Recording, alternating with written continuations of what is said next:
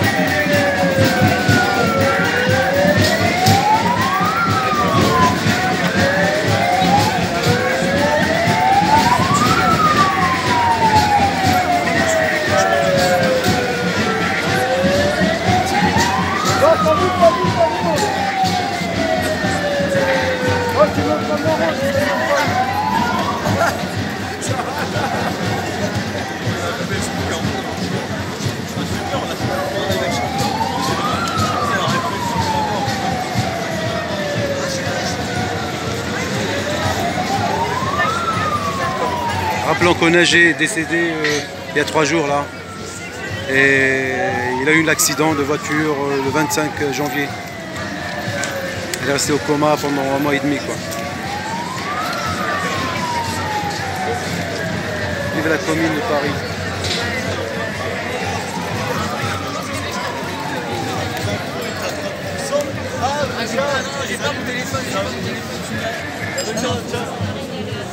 Ouais, ça va? Si, on s'est vu hier là. On s'est vu hier là. Ça va? Ça va. Bien. À toutes.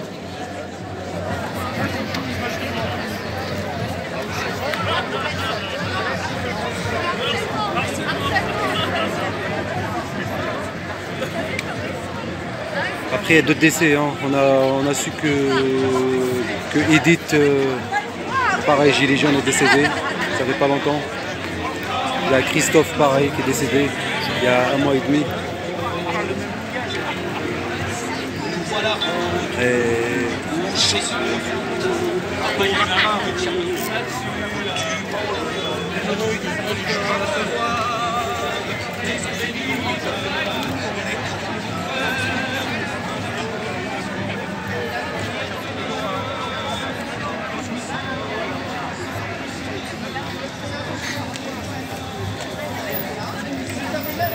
Les fainéants qui doivent faire la scène. Une parole vraie. Réveillez-vous, rejoignez-nous.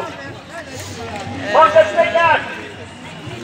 Ouais, je sais plus ce que je voulais dire, ça va peut-être me rassurer. En tout cas, on a vraiment besoin de bienveillance. On est tellement agressés de partout qu'on a vraiment besoin de se donner de la bienveillance les uns aux autres. Et d'accepter, de s'enrichir de nos différences plutôt que de s'agripper dessus. Quoi. J'ai même pas envie de te poser la question à propos de l'Ukraine parce que j'ai bien compris que tu n'as pas de peur. J'ai plein d'opinions sur l'Ukraine. Est-ce que voilà, souhaites-tu dire 2-3 mots à propos de ça, des situations? Bah, j'ai écouté une petite jeune fille qui a bien résumé les choses, j'ai vraiment apprécié ce qu'elle a dit. Et elle a dit les gens à qui on a dit de porter le bidule, vous l'avez fait. Oui. Quand on vous a dit de faire le machin, vous l'avez fait. Quand on vous a dit de vous indigner sur certaines masquer choses, vos enfants, vous avez voilà. fait. Quand on vous a dit de plus voir votre grand-mère et de la mettre à la piscine, vous l'avez fait. Comment on et dit puis là, tout à euthanasier coup, votre grand-parent et parents, vous avez fait aussi, et votre on livre. vous a dit de ne pas protéger vos gosses, vous l'avez fait. Et puis maintenant, vous arrivez avec vos bons sentiments pour vous donner bonne conscience. Et là, on vous dit de vous indigner sur un autre sujet. Et vous nous faites croire que vous vous levez dans votre indignation. Voilà. En fait, vous ne vous levez contre rien du tout parce que vous n'en êtes pas capable. Vous n'êtes pas capable de protéger vos enfants. Vous n'êtes pas capable de protéger vos libertés. Donc, par décence, en fait, arrêtez de vous indigner quand on vous dit de vous indigner. C'est ça. Voilà. Et donc, on en revient au sujet même presque d'avant. On fait pas la course. Hein. On est fatigué. Moi, j'ai posté la nuit. Hein. J'ai le droit d'être capable d'être autonome, de réfléchir par soi-même. Moi, très franchement, je vous parlais de l'Ukraine. Oui. Il y a 15 jours, je savais qu'il s'était passé des événements en Ukraine parce que j'ai des amis qui ont écrit des livres là-dessus. Ah bon? Et donc, tout ça me paraissait un peu loin. J'avoue que je savais vaguement où était l'Ukraine, mais pas comme ça. Et tout ça me paraissait loin et avec des noms inretenables, une situation. Oui. Et ben, j'ai envie de dire que chacun fasse l'effort, et c'est pas très compliqué, de trouver des vraies informations sur qu'est-ce qui se passe. Qu'est-ce qui se passe avec l'OTAN, qu'est-ce qui se passe avec la Russie, qu'est-ce qui se passe avec l'Ukraine. On peut, sans forcément avoir tous les éléments, au moins avoir des éléments clés pour se faire sa propre opinion, et sans se faire une fois de plus balader par la propagande et les menteurs professionnels. Comme dans la guerre, la première victime, c'est la vérité. Oui. Bien, écoutez, j'invite tout le monde à remettre les choses à l'endroit, comprendre qui fait quoi dans cette histoire. Et on a des guerres, hein, il n'y a pas très longtemps, on a la guerre de Russie. Et dites-vous bien qu'en Russie, en Syrie, ils ont utilisé les djihadistes, ils ont utilisé les néo-nazis. Ils auraient très bien pu utiliser des gens d'extrême gauche. Voilà, ils utilisent ceux pour faire le sale tour. Et de manière indifférenciée, donc les idées ne comptent pas. Ce qui compte, c'est de faire régner le nouvel ordre de l'ONU à n'importe quel prix, le nouvel ordre des banques à n'importe quel prix. Et voilà, d'avoir cette compréhension qu'en réalité, là on met les feux sur les victimes ukrainiennes, mais nous sommes nous-mêmes ici. On nous a aussi déclaré la guerre. Nous sommes nous-mêmes victimes de ce même système. Exactement. Totalement oppresseur, corrompu et qui en veut à nos vies.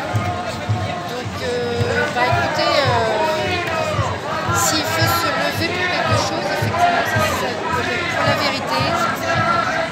Et si on veut la paix, comme on disait tout à l'heure, par la paix déjà entre nous.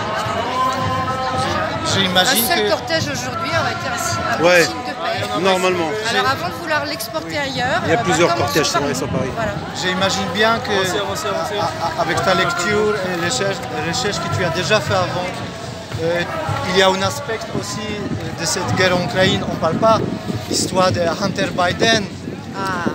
Biden, Obama, Clinton. Trafic d'enfants, ce qui se passe en Ukraine. Il y a 26-30 laboratoires biochimiques. 336 dans le monde et 26 ou 30 en Ukraine. On apprend ça. Avant, on nous disait il y a quinzaine, trentaine, P4 dans le monde. Et là, qu'est-ce que M. Vlad, on aime un homme bien, il nous sort les documents en disant non. Et il y a d'autres aspects de guerre en Ukraine, on ne nous parle pas. Absolument. Leur président qui est Hanouna, français, qui joue piano avec son... Il joue. Et le maire de Kiev qui est boxeur, mafieux. Tous ces présidents ont le même profil. C'est incroyable ce qui se passe en Ukraine. Tu prends Zelensky, Trudeau, Macron, Draghi. Manager de McKinsey quand même. Ces gens sont illégitimes et ont le même profil. Ça veut dire que le peuple ukrainien était déjà maltraité depuis des décennies. Oui. Alors, ça avait commencé Donc cette par guerre-là, la révolution orange en 2004. voilà. Maxime Manipulation, Roche, voilà. Et puis en 2014, effectivement, avec la révolution ultra-violente de Maïdan. Est-ce que tu as vu, moi, dans mon quartier, j'ai vu un restaurant russe. On sert ici ukrainien, on va... Non mais les gens, je ne comprends pas, ces appels à la guerre en Ukraine. Première fois, il y a l'homme politique qui dit que le président Poutine va être tué, on appelle à mort. Non mais on n'a jamais vu ça. La folie.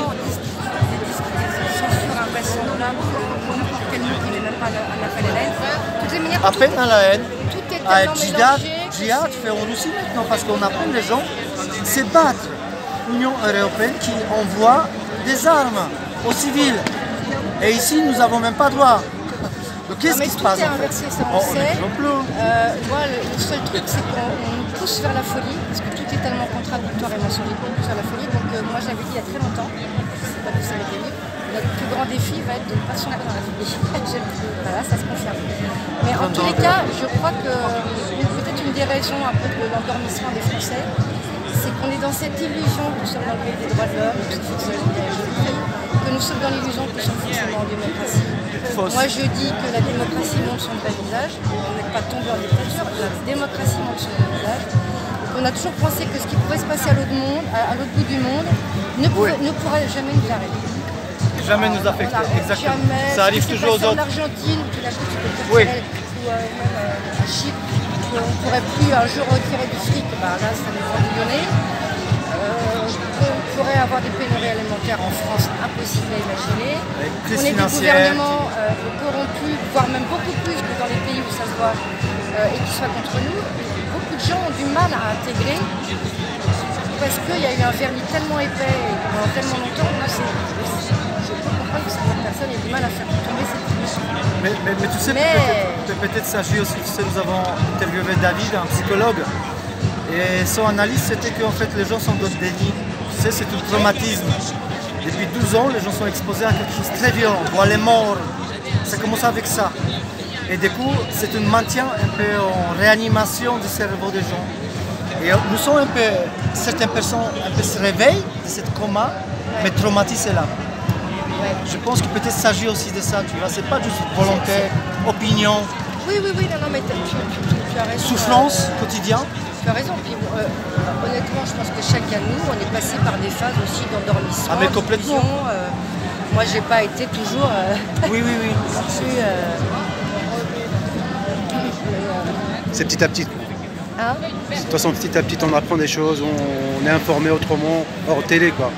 Oui, après, pourquoi certaines personnes sont plus ouvertes à l'idée de remettre en question le système de conscience ou pas, ça après... Ils vont chercher les gens. Il y a des gens qui cherchent et des gens qui ne cherchent pas. En fait, ils se contentent par la télé, malheureusement. C'est vrai que ça peut produire un peu de colère parfois de voir que les gens sont dans une illusion que nous, on essaie de baisser le voile. C'est vrai que quelquefois, ça peut se faire. Est-ce que tu es positif? Comment tu vois le mois à venir? Ton corps, tes quoi? Est-ce que tu restes positif? Parce que quand même, on va être exposé à beaucoup de choses. Oui, je reste confiante. En tout cas, je travaille à rester sereine. Sereine, d'accord. Et comment tu le fais pour les gens qui souhaitent? Aussi de plus en plus. Voilà. Prière? Oui. En tous les cas, ça t'apaise, ça donne confiance. En tout cas, je suis dans un chemin aussi de foi. Alors peut-être pas très dogmatique, mais c'est ce qui me correspond pour l'instant. Est-ce que marcher, ça peut être aussi prière? Écouter la musique, danser, ça peut être toujours des prières? La musique est un très bon médicament pour l'âme. La musique classique. Continue d'avancer s'il vous plaît. Et j'ai des idées qui me passent, puis après... je t'en prie, voilà. Différentes idées de prière, parce que tu sais, on pense prier, ça veut dire juste mettre les mains devant soi et prier. Peut-être c'est aussi comment toi tu pries. Alors dis-nous, c'est quoi pour toi en prière? Cet apaisement que tu ressens. Peut-être que c'est l'idée d'accepter une forme d'humilité, que ce monde ultra matériel en réalité, je pense que ce vide que beaucoup ressentent ne peut pas satisfaire d'un monde qui a remplacé l'église par le supermarché. Oui. Voilà. Donc, enfin voilà, en tous les cas, je ne peux pas répondre très précisément à ta question, mais c'est peut-être un chemin de se dire est-ce que j'ai besoin de consommer tous ces trucs-là? Quel est le sens de tout ça? Qu'est-ce que ça compte comme vie d'intérieur? Est-ce que cette folie du transhumanisme et de l'intelligence artificielle qui veut se prendre pour Dieu a du sens? Et si ça n'a pas de sens, et ben voilà, est-ce que Dieu existe et est-ce qu'on se soumet à l'idée de notre condition d'humain à l'humanité?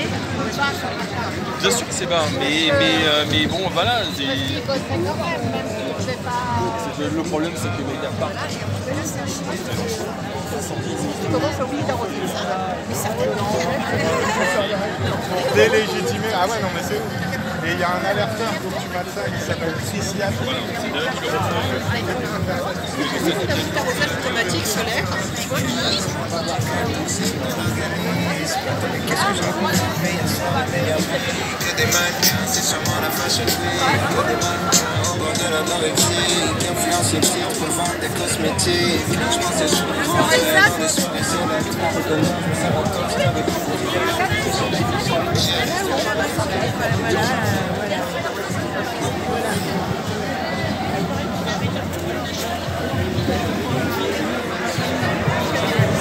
Il y a 15 Dans la rue, on s'en fout un peu, quoi. Tu vois ce que je veux dire? Le problème, c'est là. C'est un portrait de nager. Je sais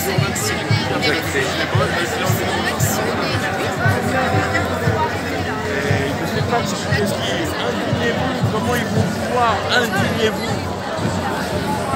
Indignez-vous.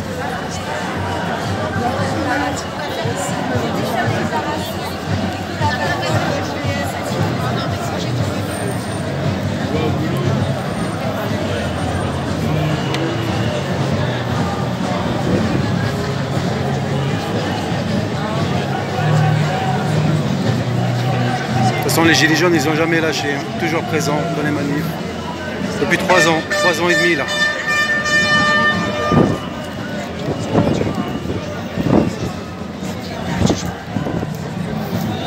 Allez, salut les amis, courage, on lâche rien.